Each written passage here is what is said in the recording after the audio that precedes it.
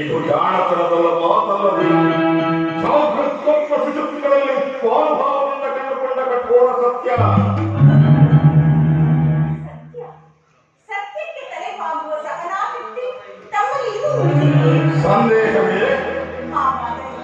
ಮಾಡಿದ ತಪ್ಪನ್ನು ಒಪ್ಪಿಕೊಂಡು ತಿದ್ದುಕೊಳ್ಳಿ. ಅಂದರೆ ನನ್ನ ತಪ್ಪು ನಾಶಕ್ಕೆ ಕಾರಣೀಭೂತವಾದ ಸೀತಾಪಹರಣ. ಮತ್ತೆ ಮತ್ತೆ ಅದೇ ಆರೋಪದ ಮಾತೇನಿದೆ ಎಂದು ನಾನು ಕೇವಲ ಮೋಹ ಪ್ರದರ್ಶನಾಗಿ ಸೀತಾಪಹರಣ ಮಾಡಿಲ್ಲ. ಇದೇನು ಸ್ವಾಮಿ ಅಂತರವಿರದೆ ವಜ್ರ ಅಮೂಲ್ಯವಾದರೂ ಅದರಲ್ಲಿ ವಿಷವಿಲ್ಲವೆಂದರೆ ಜಗತ್ತು ಒಪ್ಪುವುದೇ ದುಡುಕಿ ದುಃಖ ಪಡುತ್ತಿದ್ದೀರಿ. ಮಂಡೋದರಿ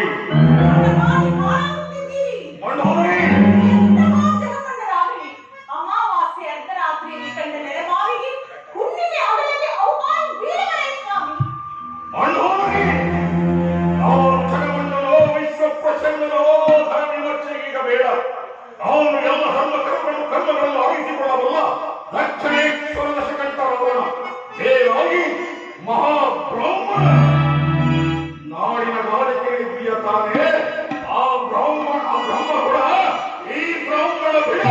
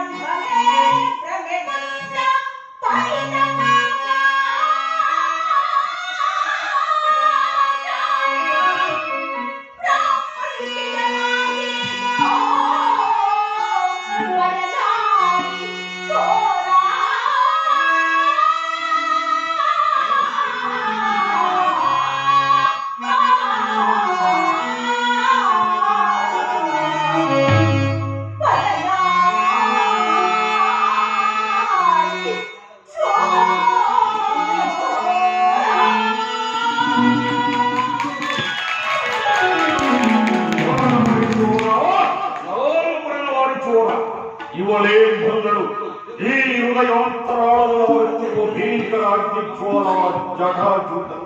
ಈಕೆಗೆ ನನ್ನಿಂದಾಗಬೇಕಾದುತ್ತೆ ನನ್ನ ಮಕ್ಕಳು ಸರ್ವದ ಸುಖಲೋತ್ತರ ವೈವಾರಿ ಬದುಕಬೇಕೆಂಬ ಏಕತ್ವ ಇಂತಹ